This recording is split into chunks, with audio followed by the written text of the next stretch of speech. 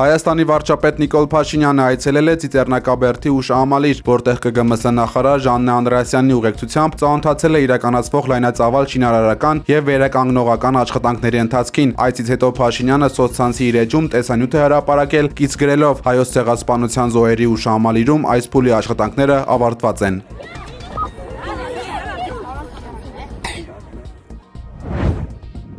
Ես իմ մտքով անցկացնեմ,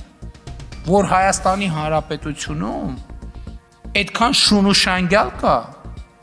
որ կարա իրանց օգտին կքվյարկի։ Ընտրապայքարում իր 3 գլխավոր մրցակիցների հասցեին արված այս հայտարարությամբ Հայաստանի վարչապետը վիրավորել է առնվազն 1 միլիոն Հայաստանի քաղաքացիների, պնդում է քաղաքագետ Վահե Հովհաննիսյանը։ Նա նկատել է, որ ուժեղ Հայաստանի, ԲՀԿ-ի եւ Հայաստան դաշինքի համատեղ վարկանիշն այս պահին մոտ է 50%-ին։ Ես իմ մտքով անցկացնեմ,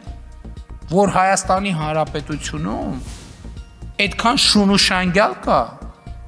որ կարա իրանց օգտին կքվյարկի։ Այս հայտարարությունը այսօր փորձել է պարզաբանել Հայաստանի վարչապետը։ Դուք արդյոք ճնշում չեք գործադրում հայաստանյան քաղաքացիների ազատ կամ արտահայտման վրա, ովքեր կնախընտրեն ոչ թե իշխանություններին քվետալ, այլ ընդդիմադիր ուժերին։ Ոչ քավլիցի մտքով այդպիսի բան չի կարող անցնել։ Չի կարող անցնել, որովհետև դա կհակասի իմ քաղաքական ինքնությանը եւ իմ քաղաքական ծագումնաբանությանը։ Իր խոսքն արդարացնելու ընթացքում Նիկոլ Փաշինյանը ուշադրություն է հրավիրել ընդդիմադիր այլ ուժերի վրա, որոնք դուր են գալիս վարչապետին։ Ընտրություններում լուրջ մրցակից չեն իշխող քաղաքացիական պայմանագիր կուսակցությանը։ Անկախ մարդու կրծքերի զբաղվածությունից չի կարող այնպես լինել, որ մարդը կատարի օրենքով արգելված արարք, քրեական օրենսգրքով արգելված արարք եւ հղում անելով իր կրծքերին, ասի ինձ չպետք է ինդուլգենցիա չեն, կրծքերը չեն կարող լինել։ Վերջին մեկ ամսում երրորդ ԿՊԱ-ականն է ներողություն խնդրում սխալ ձևակերպած մտքի համար։ Անկախ մարդու կրծքերի զբաղվածությունից։ ԿՊԱ-ական պատգամավոր Արուսյակ Ջուլհակյանն է, խորհրդարանի պետաիրավական հարցերի հանձնաժողովի նախագահի թեկնածուն է։ Արգելված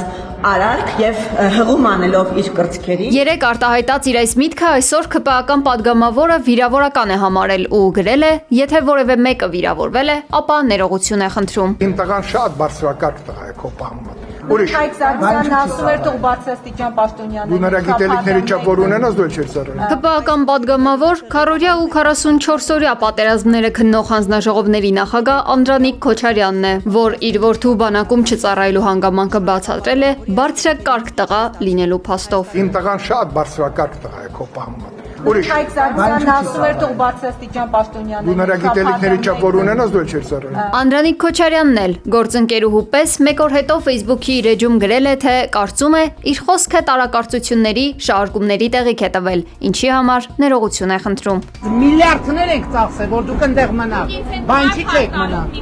Ես ձեզ հետ կխոսամ տենց։ Ես տենց կխոսամ ձեզ հետ տենց։ Հայաստանի վարչապետ քաղաքացիական պայմանագիր կուսակցության ղեկավար Նիկոլ Փաշինյանն է։ Մետրոյում Արցախից բռնի տեղահանված երիտասարդ կնոջ վրա մատթապ տալուց, բղավելուց ժամեր հետո 2 անգամ ներողություն էր խնդրել։ Փորձեք ասեք, որ փախածներով չփորձեք ասեք, որ ես Ղարաբաղ եմ տվել։ Հարգելի Տիկին Մոսյան, ես ձեզնից եւ ձեր որդուց ներողություն եմ խնդրում։ Մենք ուժեղ օրգանական կապով կապված ենք մեր ժողովրդի հետ։ Մենք ուժեղ օրգանական կապով կապված ենք մեր Ազգային ժողովի նախագահ Ալեն Սիմոնյանը հանդիպել է Պոլսո հայոց պատրիարքի հետ։ Պատրիարքարանից հաղորդել են, որ Սահակ եպիսկոպոս Մաշալյանը ազգային ժողովի խոսնակի հետ զրույցում մտահոգություն է հայտնել հայ առաքելական եկեղեցու եւ Հայաստանի կառավարության միջև վերջին 1 տարում ընթացող առճակատման առնչությամբ։ Նա հույս է հայտնել, որ այս ապարդյուն առճակատումը կավարտվի մոտ ապագայում եւ որ Մայրաթոր Սուրբ Էջմիածնի եւ կառավարության միջև կվերականգնվի հաշտությունն ու համերաշխությունը։ Բելգիայի խորհրդարանը միաձայն ընդունել է Հայաստանին սատարելուն եւ Ադրբեջանին զսպելուն ուղղված բանաձև, որը հեղինակել է պատգամավոր Միշել դե Մագդը։ Բանաձևը կոչ է անում պայմաններ ստեղծել, որ Արցախի ժողովուրդը կարողանա ապահով վերադառնալ իր հայրենիք, բայց շեշտում է, որ դա հնարավոր է միայն միջազգային հատուկ պաշտպանության մեխանիզմների առկայության դեպքում։ Բելգիացի պատգամավորները պահանջում են, որ ադրբեջանական զորքերը անհապաղ դուրս գան Հայաստանի ինքնիշխան տարածքից եւ վերադառնան մինչեւ 2021 թվականի մայիսի 12-ը զբաղեցրած դիրքերը։ Բացի այդ խիստ պահանջ կա ազատ արձակել Բաքվում անօրինական պահվող բոլոր հայ գերիներին, պատանդներին եւ Արցախի քաղաքական ղեկավարությանը։ Հայդատի Եվրոպայի գրասենյակը բարձր է գնահատել այս քայլը, այն համարելով սկզբունքային դիրքորոշում։ Իրանի ռազմածովային ուժերը պատրաստ են կրկին պարտության մատնել թշնամիներին, օգտագործելով բանակի հարվածային հնարավորություններն ու անօդաչու թռչող սարքերը, հայտարարել է Մոջթաբա Խամենեին։ Իրանի արտգործնախարարության խոսնակ Էսմայել Բաղեին շեշտել է, որ չնայած Վաշինգտոնի հետ գործող հրադադարին, Հորմուզի նեղուցը շարունակում է փակ մնալ թշնամական ռազմական նավերի համար։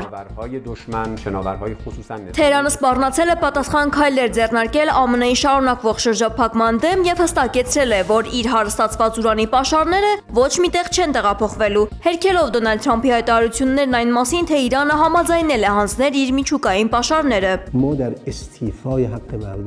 Իրանի գլխավոր դատավորը պահանջել է, որ ԱՄՆ-ն ու Իսրայելը պատերազմական փոխհատուցում վճարեն Իրանին պատճառված նյութական եւ բարոյական վնասների համար։ Տարածաշրջանային այս լարվածության ֆոնին Իսրայելի պաշտպանության բանակը հարվածել է Լիբանանի հարավին, պնդելով, որ դա անհրաժեշտ էր հրադադարի պայմանները խախտող զինված խմբավորումների սպառնալիքը չեզոքացնելու համար։ Իսրայելը Սպիտակ տնից պարզաբանում է խնդրել Թրամփի հրապարակման վերաբերյալ, որտեղ նա նշել է, որ Իսրայելին արգելված է ավիահարվածներ հասցնել Լիբանանին։ Երուսաղեմը հայտարարել է, որ ԱՄՆ նախագահի գրառումը անսպասելի էր։ Իսրայելի վարչապետ Բենյամին Նեթանյահուն եւ նրա խորհրդականները ցնցված էին հայտարարությունից, քանի որ այն հակասում էր Իսրայելի եւ Լիբանանի միջև համաձայնագրի տեքստին, որը 5-շաբթի օրը հրապարակել էր պետդեպարտամենտը։ Համաձայնագիրը վերաբերում է Իսրայելի եւ Լիբանանի միջև 10-օրյա հրադադարին, ըստ որի Իսրայելը ձեռնպահ է մնում հարձակողական գործողություններից, բայց պահպանում է ինքնապաշտպանության իրավունքը, եթե սպառնալիք լինի։ Հորմուզի նեղուցը փակ է, թե բաց։ Իրանի արտգործնախարարությունը հայտնել է, որ նեղուցը փակված չէ եւ չի փակվի։ Առևտրային նավերը կարող են անցնել Իրանի վերահսկողության ներքո։ Այնուամենայնիվ, ըստ արտասահմանյան մամուլի, նեղուցը փակ է եւ պատճառն ամերիկյան շրջափակումն է։ ԱՄՆ նախագահ Դոնալդ Թրամփը հայտարարել է, որ Իրանի հետ բանակցությունները տեղի կունենան այս շաբաթավերջին։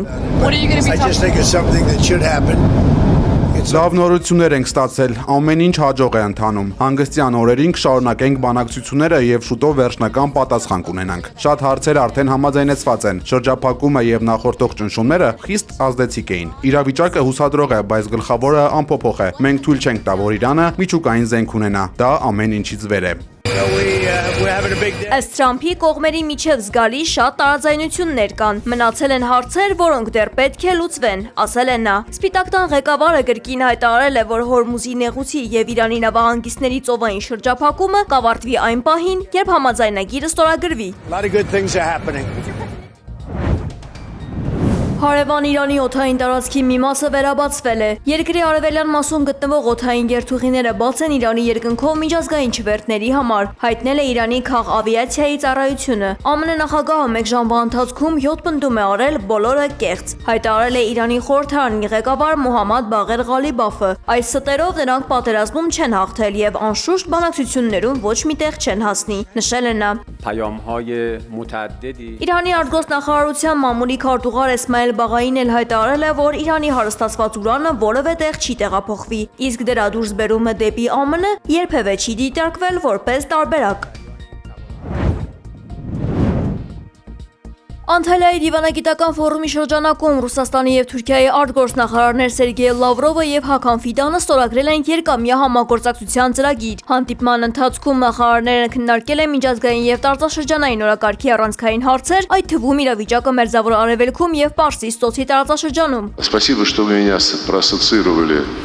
с тремя войнами, как вы сказали. Անդրադառնալով Ուկրաինայի շուրջ ստեղծված իրավիճակին Սերգեյ Լավրովը նշել է, որ բանակցությունների վերսկսումն այս պահին առաջնահերթություն չէ, եւ Ռուսաստանը ոչ մեկին բանակցություններ չի պարտադրում, թեև դրական է վերաբերվում Ստամբուլում հնարավոր քննարկումների գաղափարին։ Ռուսաստանի արտգործնախարարը նաեւ քննադատել է ԱՄՆ-ին եւ Արևմուտքին, նշելով, որ Վաշինգտոնի գործողությունների նպատակներից մեկը նավթային հոսքերի նկատմամբ վերահսկողություն հաստատելն է։ Լավրովը շեշտել է, որ Մոսկվան բազմաթիվ անհամաձայնություններ ունի ԱՄՆ վարչակազմի հետ, պատժամիջոցների եւ երկկողմ հարաբերությունների հարցում։ Բացի այդ, նա մեղադրել է եվրոպական մի շարք երկրներին, մասնավորապես Գերմանիային, Ֆինլանդիային եւ Մեծ Բրիտանիային Ուկրաինային ակտիվորեն աջակցելու համար, այդ քաղաքականությունը կապելով նացիզմի փիլիսոփայության վերածննդի հետ։ Письменными